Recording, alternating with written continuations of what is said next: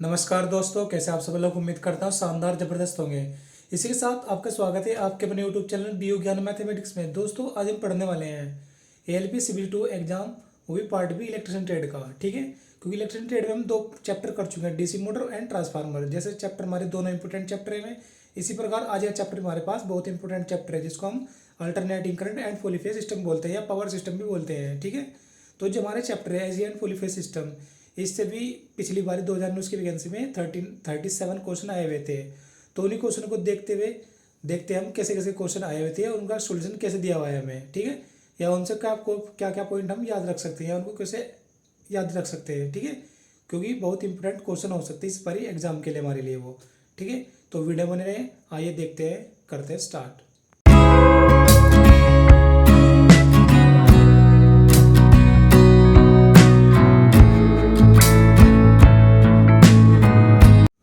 तो दोस्तों हम पढ़ने वाले हैं ऑब्जेक्टिव क्वेश्चन प्रीवियस ईयर के। ठीक है, चैप्टर हमारा alternating current and power polyphase system.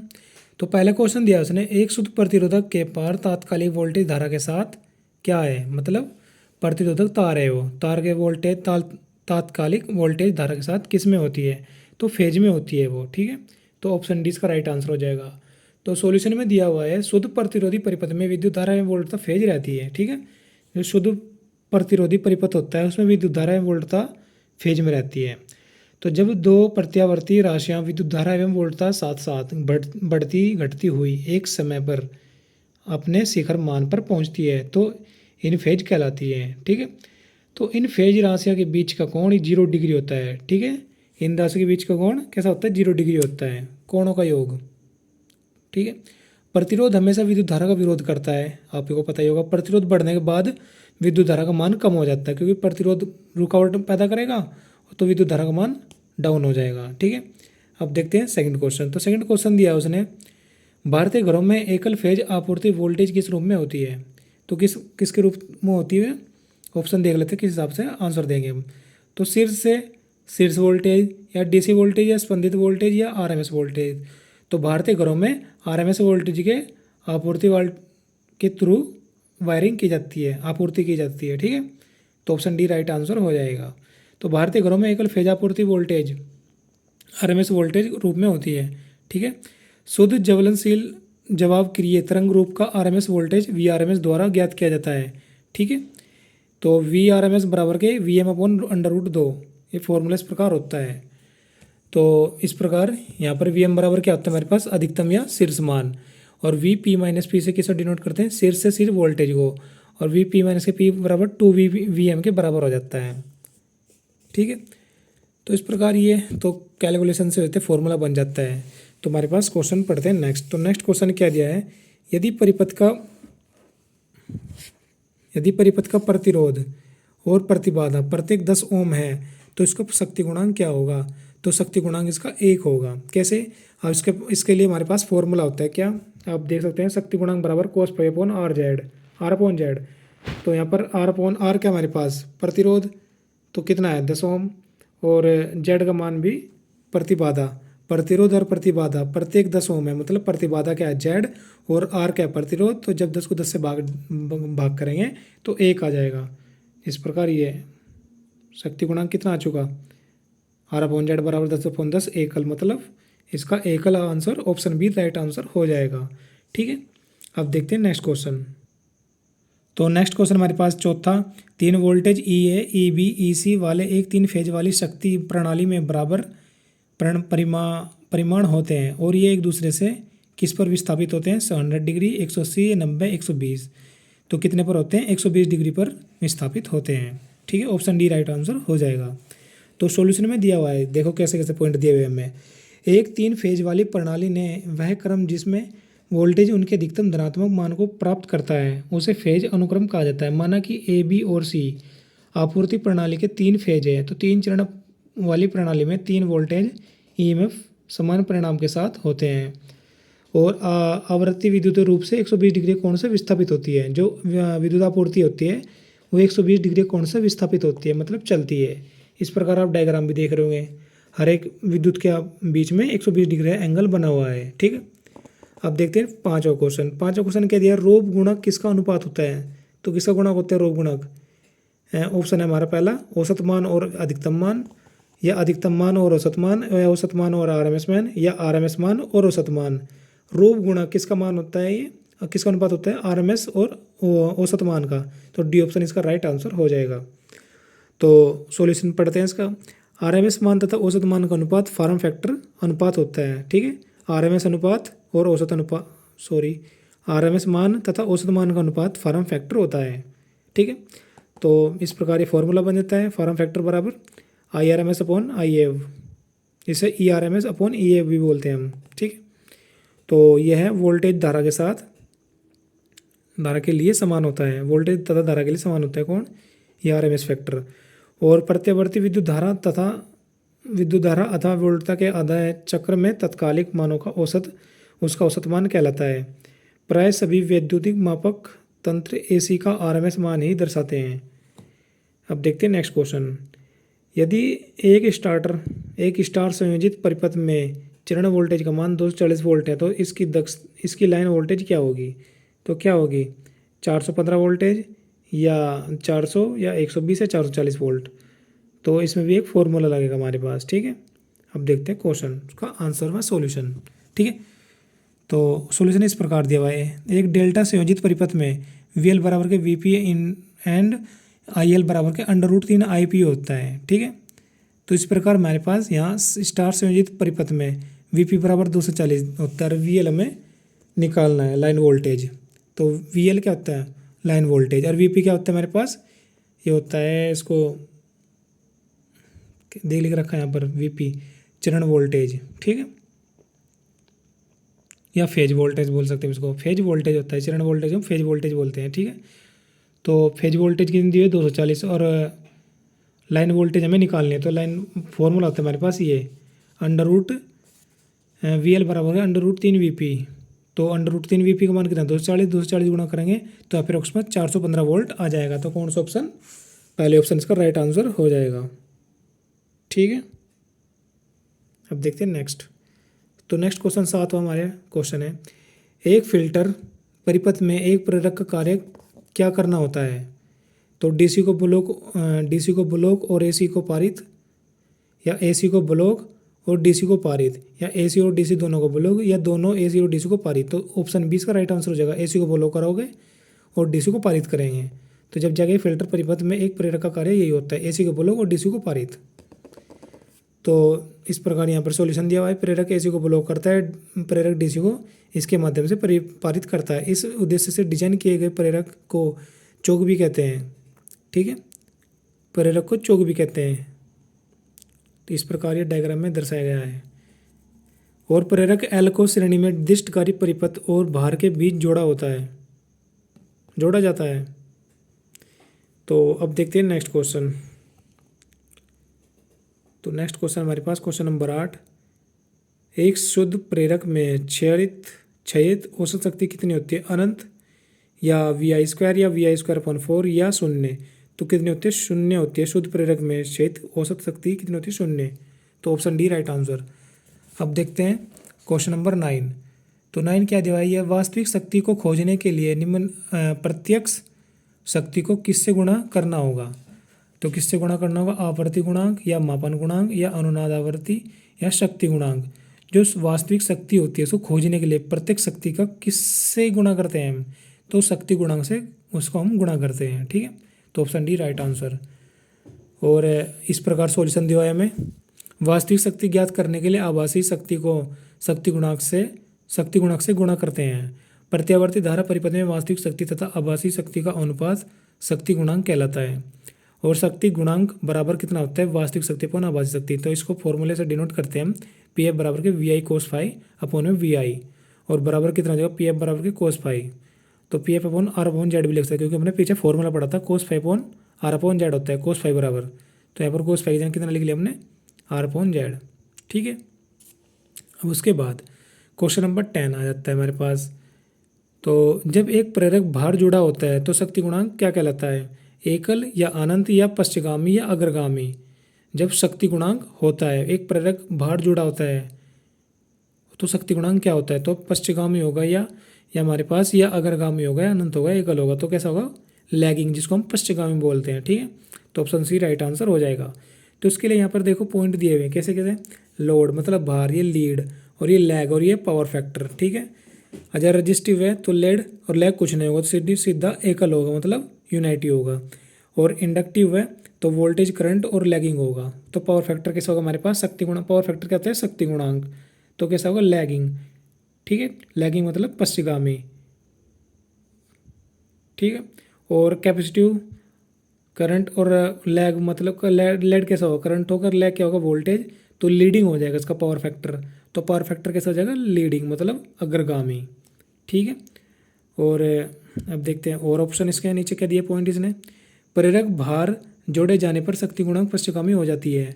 यह वह प्रत्यावर्ती राशि जो दूसरी प्रत्यावर्ती राशि की अपेक्षा पहले अपने शिखर मान पर पहुंचे लीडिंग राशि कहलाती है। वह प्रत्यावर्ती राशि जो दूसरी प्रत्यावर्ती राशि को अपेक्षा में अपने शिखर मान पर पहुंचे लैगिंग राशि कहलाती है। शुद्ध इंडक्टिव परिपथ में विद्युत धारा वोल्टता 90 डिग्री पिछड़ जाती है। शुद्ध इंडक्टिव परिपथ का शक्ति गुणांक 0 होता है। तो शुद्ध इंडक्टिव परिपथ का शक्ति गुणांक कैसा होता है, 0, क्योंकि हमने क्वेश्चन नंबर 8 यही करा था। ठीक है, अब देखते हैं क्वेश्चन नंबर 11। तो क्वेश्चन नंबर 11 दिया हमें, डेल्टा संयोजन में लाइन वोल्टेज और फेज वोल्टेज के बीच क्या संबंध होता है। तो क्या संबंध होता है, लाइन वोल्टेज बराबर अंडर रूट 2 फेज वोल्टेज, या लाइन वोल्टेज बराबर के √3 फेज वोल्टेज। तो लाइन वोल्टेज बराबर के फेज वोल्टेज होता है। तो सी ऑप्शन राइट आंसर हो जाएगा। ठीक है, तो डेल्टा संयोजन में तो कैसा होता है, डेल्टा संयोजन में लाइन वोल्टेज और फेज वोल्टेज के बीच संबंध लाइन वोल्टेज बराबर के फेज वोल्टेज होता है। ठीक है, तो हो गया आंसर। अब देखते हैं, इस प्रकार ये सॉल्यूशन से इस प्रकार एक्सप्लेन किया है उसने। ये हमारा फॉर्मूला बेस है सब कुछ, तो उसको बात को इग्नोर करते हुए क्वेश्चन नेक्स्ट देखते हैं। और एक और पॉइंट दिया उसने, क्या दिया है, लाइन करंट फेज करंट से √3 गुना ज़्यादा होता है। अगर जो क्वेश्चन आ जाए हमारे पास, जो लाइन करंट होता है मतलब इसको IL के नाम से डिनोट करते हैं, लाइन करंट, आई लेंस तो पता नहीं, लेकिन जो लाइन करंट है फेज करंट से √3 गुना ज़्यादा होता है, बस इतना पता होना चाहिए हमें। तो क्वेश्चन नंबर 12 दिया है, 230 वोल्टेज AC 5 एम्पियर धारा है और 30 डिग्री पश्चिगामी प्रणाली के लिए प्रतिघाती शक्ति क्या होगी। तो इसमें फॉर्मूला लगेगा हमारे पास, फॉर्मूला। ठीक है, क्वेश्चन नंबर 12 में तो देखते हैं। तो डी ऑप्शन राइट आंसर हो जाएगा 575 वार। ठीक है, तो दिया गया है वोल्ट कितनी दी, 230 वोल्टेज, धारा कितनी थी 5 एम्पियर, फाई का मान कितना, 30 डिग्री मतलब एंगल। और वी नो दैट, यानी कि हम जानते हैं क्या, KVR बराबर के KVA साइन फाई, ये फॉर्मूला होता है। तो यहाँ पर फॉर्मूले में वैल्यू पुट कर देंगे, 230 गुणा 5 गुणा 1/2 बराबर 575 वार। ठीक है, साइन 30 का मान 1/2 होता है, और एम्पेयर का मान कितना दिया उसने, ए का 1/2, 1/2 दिया कितना, 5, 230 गुणा 5/2, 5 दिया है एम्पेयर का मान। ठीक है, और 1/2 किसका है, साइन 30 का मान। तो हल करके इसको कितना आ जाएगा, 575। अब देखते हैं नेक्स्ट। अब नेक्स्ट क्वेश्चन हमारे पास 13, लाइन वोल्टेज का अर्थ क्या होता है। तो लाइन वोल्टेज का अर्थ क्या होता है, किसी भी दो फेज के बीच उपलब्ध वोल्टेज। तो इसका अर्थ होता है, लाइन वोल्टेज का अर्थ किसी भी दो फेज के बीच उपलब्ध वोल्टेज। ठीक है, तो किन्हीं दो फेजों के बीच उपलब्ध वोल्टेज लाइन वोल्टेज कहलाता है। न्यूट्रल तथा लाइन के बीच वोल्टेज को फेज वोल्टेज कहते हैं। जब कोई लोड डेल्टा कनेक्शन में हो तो VL बराबर के V फेज हो जाएगा। ठीक है, लाइन वोल्टेज बराबर के फेज वोल्टेज हो जाएगा। तो अब देखते हैं नेक्स्ट क्वेश्चन। जब एक संधारित्र में संधारित्र भार जुड़ा होता है, संधारित्र बोले तो कैपेसिटर, तो शक्ति गुणांक कैसा होता है, पश्चिगामी या यूनाइटी या लीडिंग या अनंत। तो कैसा होगा हमारे पास, तो अग्रगामी होगी लीडिंग, जैसे हमने पिछले पॉइंट पढ़े थे। कौन से क्वेश्चन में, क्वेश्चन नंबर 10 में। देखो यहाँ पर कैपेसिटिव मतलब संधारित्र, तो कैसा होगा, पावर फैक्टर हमारा लीडिंग होगा मतलब अग्रगामी होगा। तो यहाँ पर भी 14 क्वेश्चन इस प्रकार ही था हमारा ये। देखो यहाँ पर चार्ट भी दिया है उसने। तो कैपेसिटिव क्या होता है, संधारित्र, इसको कैपेसिटर बोलते हैं हम। और कैपेसिटिव संधारित्रीय, भार जोड़े जाने पर शक्ति गुणांक अग्रगामी हो जाता है मतलब लीडिंग हो जाता है। वह प्रत्यावर्ती राशि जो दूसरी प्रत्यावर्ती राशि की अपेक्षा पहले अपने शिखर मान पर पहुंचे लीडिंग राशि कहलाती है। वह प्रत्यावर्ती राशि जो दूसरी प्रत्यावर्ती राशि की अपेक्षा बाद में अपने शिखर मान पर पहुंचे लैगिंग राशि कहलाती है। शुद्ध कैपेसिटिव परिपथ का शक्ति गुणांक शून्य होता है। शुद्ध कैपेसिटिव परिपथ में वोल्ट तथा शुद्ध विद्युत धारा से 90 डिग्री पिछड़ जाती है। ऐसे भी पॉइंट हमने पीछे पढ़ चुके हैं। ठीक है, अब क्वेश्चन नंबर 15 क्या दिया है, भारत में एकल फेज वाले दीवार सॉकेट की आपूर्ति सामान्य तौर पर किस आवृत्ति के साथ की जाती है। तो ऑप्शन है हमारे पास 65 हर्ट्ज या 100 हर्ट्ज या 50 हर्ट्ज या 40 हर्ट्ज। तो कौन सा ऑप्शन हो जाएगा, ऑप्शन डी 50 हर्ट्ज। ठीक है, भारत में single phase AC ball circuit आमतौर पर 50 हर्ट्ज यानी कि 50 आवृत्ति की आपूर्ति प्रदान की जाती है। ठीक है, और प्रत्यावर्ती धारा में परिमाण और दिशा समय के साथ बदलते रहता है। डीसी धारा में परिमाण और दिशा समय के साथ नहीं बदलता। ठीक है, वो एक जैसा रहता है। एसी को दूर तक योजना सुविधाजनक है क्योंकि इसमें ऊर्जा क्षति कम होती है। एसी के साथ ट्रांसफार्मर का उपयोग होता है और एसी को डीसी में बदलने के लिए रेक्टिफायर का यूज करते हैं। अच्छा, क्वेश्चन आ जाता है हमारे पास, एसी को डीसी में बदलने के लिए किसका यूज करते हैं, रेक्टिफायर का यूज करते हैं। अब क्वेश्चन नंबर 16, 50 हर्ट्ज के एक जवाब क्रिया प्रत्यावर्ती वोल्टेज में 200 वोल्टेज का आरएमएस मान कितना होता है, 272 या 280.2 या 282.2 वोल्टेज या 270.4 वोल्टेज। तो 50 हर्ट्ज के जवाब करिए प्रत्यावर्ती वोल्टेज में 200 वोल्टेज का आरएमएस मान कितना होता है, 282.2 वोल्टेज, 314 रेडियन पर सेकंड होता है। तो सी ऑप्शन इसका राइट आंसर हो जाएगा। अब देखते हैं, इस प्रकार ये सॉल्यूशन दिया हुआ है। तो गिवन एफ बराबर फ्रीक्वेंसी कितनी है, 50 हर्ट्ज और आरएमएस वैल्यू 200 वोल्टेज। तो यहाँ पर फॉर्मूला हो जाएगा I maximum equal I R M S under root 2। ठीक है, तो 200 गुणा 2 रूट 2, तो आंसर आ जाएगा ये 282.88। ठीक है, फिर ओमेगा निकाल लेंगे यहाँ से हम, जिसको आर एम एस मान बोलते हैं हम। तो 2 गुणा 22/7 2πf यहाँ मान धर देंगे एफ का फ्रीक्वेंसी और इसको हल करके इतना आ जाएगा। अब देखते हैं 17 क्वेश्चन क्या है, एक प्रत्यावर्ती राशि का रूप गुणक किसका अनुपात होता है। प्रत्यावर्ती राशि का तो किसका गुणक होता है, किसका अनुपात होता है, आरएमएस मान और अधिकतम मान, आरएमएस मान और औसत मान, या अधिकतम मान और आरएमएस मान, औसत मान या आरएमएस मान।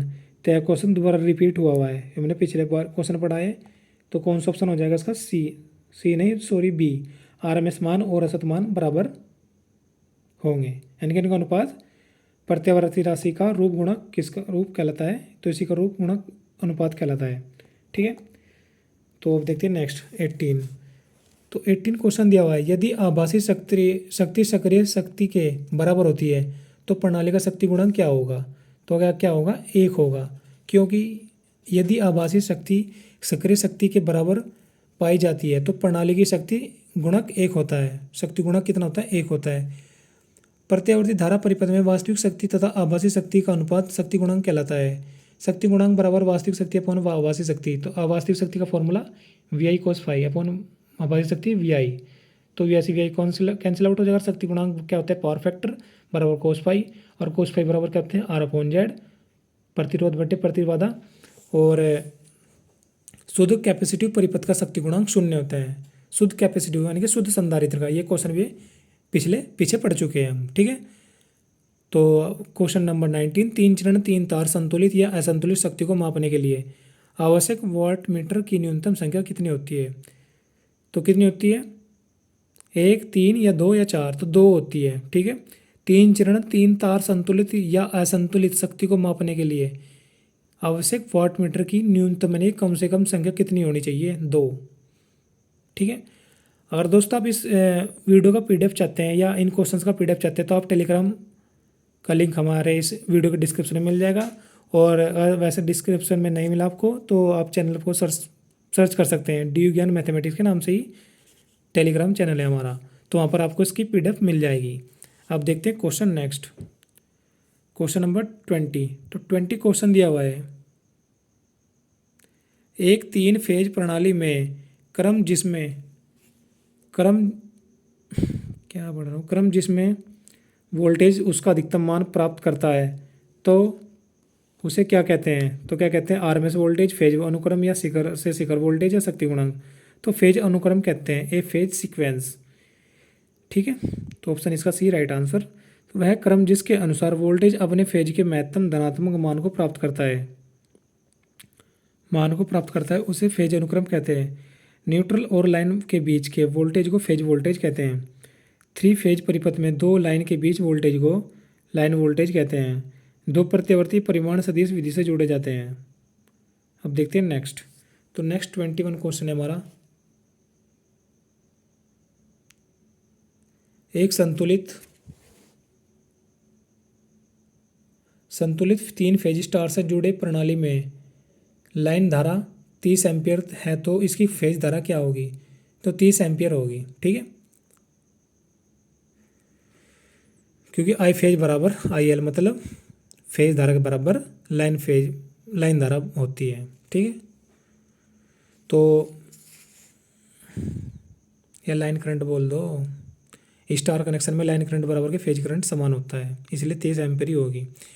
तो क्वेश्चन नंबर 22 प्रेरणिक प्रतिघात एक्सल क्या होता है या कितना होता है? तो कितना होता है? 2 पाई एफ एल होता है। ठीक है, प्रेरणिक प्रतिघात 2 पाई एफ एल होता है एक्सल बराबर के। इस प्रकार ये एक्सप्लेनेशन किया हुआ है। ठीक है, अब 23 क्वेश्चन है हमारे पास। एक श्रृंखला आरएलसी परिपथ में खपत शक्ति गुणांक की गणना किसका उपयोग करके की जा सकती है? तो किसका उपयोग करके की जा सकती है? P बराबर की वी आई कोस फाई, या P बराबर के आई आर, या P बराबर के वी आई, या P बराबर के आई आर कोस फाई। तो P बराबर के वी आई कोस फाई के द्वारा इस गणना की जा सकती है। ठीक है, शक्ति की। तो इस प्रकार श्रेणीबद्ध आरएलसी परिपथ में शक्ति की गणना P बराबर के वी आई कोस फाई से की जा सकती है। इस परिपथ में प्रतिरोधक, इंडक्टर तथा संधारित्र श्रेणी क्रम में संयोजित होते हैं। यदि प्रतिरोध R, इंडक्टिव रिएक्टेंस एक्सल तथा कैपेसिटिव रिएक्टेंस XC हो तो इम्पीडेंस कितना होगा? ये होगा। ठीक है, ये फॉर्मूला हो जाता है एक। तो 24 क्वेश्चन हमारे पास। एक श्रृंखला आरसी परिपथ में ऐसी धारा क्या होती है? लागू वोल्टेज से पश्चगामी या लागू वोल्टेज से अग्रगामी? तो कैसी होगी? तो ऑप्शन बी इसका राइट आंसर हो जाएगा, लागू वोल्टेज से अग्रगामी ही होगी आरसी परिपथ में ऐसी धारा। तो 25 क्वेश्चन है हमारा। यदि 10 ओम का प्रतिरोध और 1 माइक्रोफैराडे की धारिता, ठीक है, 230 वोल्टेज हर्ट्ज एसी आपूर्ति से जुड़े हैं तो परिपथ का संधारित्र प्रतिघात क्या होगा? तो धारिता कितनी थी? 1 माइक्रोफैराडे। आवृत्ति कितनी थी? 50 हर्ट्ज।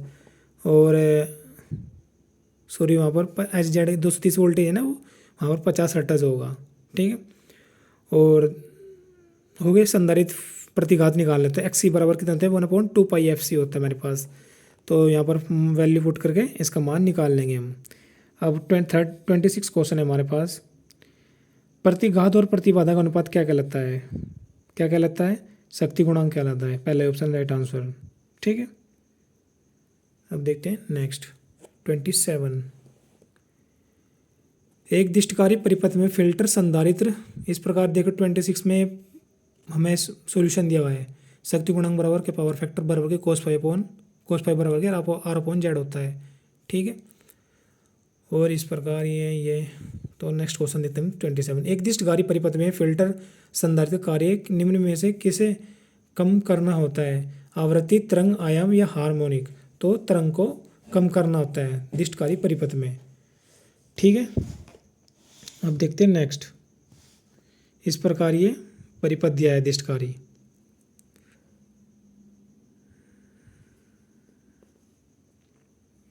अब 28 क्वेश्चन हमारे पास। स्टार और डेल्टा संयोजन में संयोजित भार के लिए उपयुक्त शीघ्र कितनी होती है? उपयुक्त शक्ति कितनी होती है?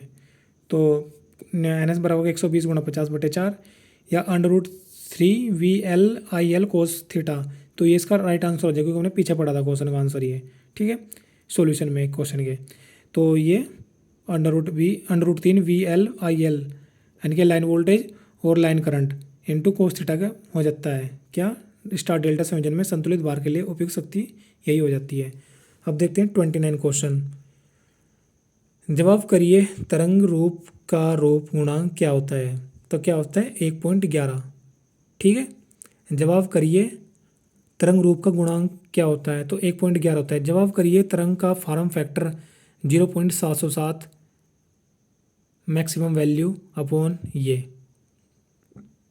तो जवाब करिए तरंग का फॉर्म फैक्टर, जवाब करिए तरंग के आरएमएस वैल्यू और औसत मान का अनुपात इस प्रकार निकाल सकते हैं हम, ठीक है। आरएमएस वैल्यू अपॉन औसत मान ही तो फॉर्म फैक्टर होता है इनका रेशो। तो अब देखते हैं 30 क्वेश्चन। तो आवर्ती के पारस्परिक को किसके रूप में जाना जाता है? तो समय अवधि या समय स्थिरांक या अनुनाद या आयाम। तो समय अवधि के रूप में जाना जाता है आवर्ती के पारस्परिक को, ठीक है। तो सॉल्यूशन भी देख सकते हैं इसका। तो आवर्ती के पारस्परिक के समूह को अवधि के रूप में जाना जाता है, ठीक है। अब देखते हैं 31। तो 31 और आवर्ती का सही यूनिट कितना था? हर्ट्ज जाते हैं, सभी को पता है, ठीक है। और एक शुद्ध प्रेरक में वोल्टेज तरंग रूप धारा किसके अपरगामी होता है? 180, 120, 90 या 60। तो 90 डिग्री के अपरगामी होता है, ठीक है। तो इस प्रकार सॉल्यूशन दिया हुआ है। शुद्ध प्रेरण परिपथ में धारा वोल्टेज 90 डिग्री की पश्चगामी होती है। शुद्ध संधारित्र परिपथ में धारा वोल्टेज 90 डिग्री से अग्रगामी होती है। आरएल परिपथ में धारा वोल्टेज पश्चगामी होती है। आरएल परिपथ में धारा वोल्टेज कैसी होती है? पश्चगामी, लेकिन ठीक 90 डिग्री नहीं होती। और आरसी परिपथ में धारा वोल्टेज से अग्रगामी होती है, लेकिन ठीक 90 डिग्री नहीं होती। यहाँ पे आरसी में अग्रगामी होगी लेकिन 90 डिग्री नहीं होने की, और आरएल परिपथ में पश्चगामी होगी लेकिन 90 डिग्री नहीं होगी। और शुद्ध संधारित्र परिपथ में धारा वोल्टेज 90 डिग्री अग्रगामी होती है। 90 डिग्री भी होगी और अग्रगामी भी होगी, ठीक है। अब देखते हैं 32 क्वेश्चन। ऐसी परिपथ में एक प्रतिक्रियाशील शक्ति किस अभिव्यक्ति द्वारा दी गई है? तो किसके द्वारा दी गई है? Option D VRMS into IRMS बराबर के, सॉरी आई इंटू गुणा में है भी साइन फाई भी, VRMS dot IRMS dot sine phi. तो ऑप्शन डी राइट आंसर। तो इस प्रकार ये सॉल्यूशन दिया हुआ है, ठीक है, आप पढ़ सकते हैं। अब देखते हैं नेक्स्ट। और 33 क्वेश्चन है अब हमारा 33। 3 समरूप प्रतिरोध पहले एक स्टार और फिर डेल्टा विन्यास में जुड़े हुए हैं। तो पहले संयोजन और दूसरे संयोजन में शक्ति की खपत का अनुपात क्या होगा? तो कैसा कितना होगा? 1/3 का अनुपात होगा उनके बीच, ठीक है। तो इस प्रकार इसने डायग्राम द्वारा दर्शाया गया है, आप देख सकते हैं। तो दोस्तों जो हम वीडियो बना रहे हैं सिर्फ प्रीवियस क्वेश्चन की बना रहे हैं, क्योंकि यही क्वेश्चन हमारे हो सकता है इस बार पूछ लिया जाए, रिपीट हो जाए, इस कारण हम इसको वीडियो बना रहे हैं। तो अब देखते हैं 34 क्वेश्चन। भारत में घरेलू उपकरण सामान्य तौर पर निम्न में से किस पर संचालित होते हैं? तो 50, 220 या 230 या 50 या 120 वोल्ट। तो किस पर करते हैं? 230 वोल्टेज पर, ठीक है। तो सॉल्यूशन देखते हैं। भारत में घरेलू उपकरण आमतौर पर संचालित होते हैं, यानी कि सामान्य तौर पर 230 वोल्टेज या 220 वोल्टेज भी कहते हैं, जिसको हम 50 हर्ट्ज एकल फेज वाली आपूर्ति का घरेलू उपकरण हेतु प्रयोग करते हैं। यह सप्लाई 3 फेज या 4 वायर सिस्टम द्वारा एक फेज व न्यूट्रल के संपर्क में प्राप्त की जाती है, ठीक है। 3 फेज होंगे, 4 वायर होंगे, सिस्टम द्वारा एक फेज व न्यूट्रल के संपर्क से प्राप्त की जाती है। कौन से? 230 वोल्टेज। तो 3 फेज कनेक्शन से 420 वोल्टेज और 440 वोल्ट तक की सप्लाई प्राप्त होती है, जो 3 फेज अवयव हेतु प्रयोग में ली जाती है, ठीक है। तो अब देखते हैं नेक्स्ट। तो नेक्स्ट क्वेश्चन है 35। वह तत्व कौन सा है जो ऊर्जा को एक चुंबकीय क्षेत्र रूप में संग्रहित करता है? तो नाइक्रोम वैरिस्टर या टंगस्टन वैरी प्रतिरोधक या कार्बन प्रेरक या यूरेका संधारित्र। तो कौन है? कार्बन प्रेरक। वह तत्व कौन सा है जो ऊर्जा को एक चुंबकीय क्षेत्र के रूप में संग्रहित करता है, मतलब एकत्रित करता है? तो कौन है? कार्बन प्रेरक, यानी कार्बन इंडक्टर। तो सॉल्यूशन में दिया हुआ है कार्बन इंडक्टर चुंबकीय क्षेत्र के रूप में ऊर्जा संग्रहित करता है, ठीक है। यह एक विद्युत अवयव है जिसमें कोई विद्युत धारा प्रवाहित करने पर यह चुंबकीय क्षेत्र के रूप में ऊर्जा को संग्रहित करता है। इसके द्वारा चुंबकीय क्षेत्र ऊर्जा के भंडारण की क्षमता को प्रेरकत्व कहते हैं। इसका प्रयोग विद्युत फिल्टर ट्यूबलाइट को जलाने में किया जाता है। एक ऐसी परिपथ के क्वेश्चन अब 36 हमारा नेक्स्ट। एक ऐसी परिपथ के प्रेरणिक और धारिता प्रतिघात को किसमें निर्धारित किया जाता है? वोल्ट एम्पियर या ओम या एम्पियर या वाट। तो ऐसी परिपथ के प्रेरणिक धारिता प्रतिघात को किसमें करते हैं हम? ओम में, ठीक है। तो बी ऑप्शन राइट आंसर। एक ऐसी परिपथ के प्रेरणिक और धारिता प्रतिघात को हम ओम में निर्धारित करते हैं। धारा की गणना एम्पियर में किया जाता है और प्रतिघाता शक्ति की गणना VAR में किया जाता है, प्रतिघाती शक्ति की गणना VAR में, ठीक है। और सक्रिय शक्ति की गणना वाट में की जाती है, वोल्टेज की गणना वोल्ट में करते हैं, और आवेश की गणना कूलाम में, और ऊर्जा की गणना जूल में, और प्रतिरोध की गणना ओम में, ठीक है। अब 37 एंड लास्ट क्वेश्चन है ये। 3 वोल्टेज EA EB EC वाले एक 3 फेज वाली शक्ति प्रणाली में बराबर परिमाण होते हैं और ये एक दूसरे से किस पर विस्थापित होते हैं? 100 डिग्री, 180, 90, 120। तो 120 डिग्री पर विस्थापित होते हैं, ठीक है। तो ऑप्शन डी राइट आंसर हो जाएगा। और आप सॉल्यूशन में देख सकते हैं, एक 3 फेज वाली प्रणाली ने वह क्रम जिसमें वोल्टेज उनके अधिकतम धनात्मक मान को प्राप्त करता है उसे फेज अनुक्रम कहा जाता है। माना कि ए बी और सी आपूर्ति प्रणाली के 3 फेज हैं, ठीक है। माना कि ए बी और सी के आपूर्ति प्रणाली के 3 फेज हैं, ठीक है। और आगे की लाइन पॉइंट क्या दिया है? 3 चरण वाली प्रणाली में 3 वोल्टेज या EMF समान परिमाण के साथ होते हैं और आवृत्ति विद्युतीय रूप से 120 डिग्री कोण से विस्थापित होता है और 120 डिग्री के एंगल के द्वारा डिनोट किया हुआ है डायग्राम, ठीक है। तो उम्मीद है आपको क्वेश्चन ऐसे अच्छे लगे होंगे और ये क्वेश्चन जितने भी हमने करे हैं इस वीडियो में सारे इंपॉर्टेंट हो सकते हैं इस सवाल के लिए। तो सभी क्वेश्चन को देखना ना भूले। अगर आप वीडियो देखना PDF लेना चाहते हैं इसका, तो आपको टेलीग्राम का लिंक डिस्क्रिप्शन में मिल जाएगा, या आप टेलीग्राम पर जाकर डी ज्ञान मैथमेटिक्स चैनल को सर्च कर सकते हैं, वहाँ पर इसका PDF मिल जाएगा। तो आज के लिए इतने, मिलते हैं नेक्स्ट वीडियो के साथ। जय हिंद।